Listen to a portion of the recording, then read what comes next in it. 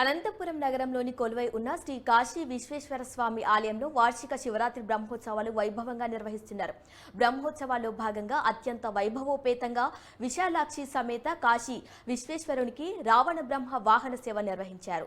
తొలుత ఆలయ అర్చకుల వేద మంత్రోచ్చరణల నడుమ భక్తులు శివనామ స్మరణలు చేస్తుండగా సర్వలంకా భూషితులైన విశాలాక్షి సమేత శ్రీ కాశీ విశ్వేశ్వర స్వామికి శాస్త్రోక్తంగా పూజలు నిర్వహించారు.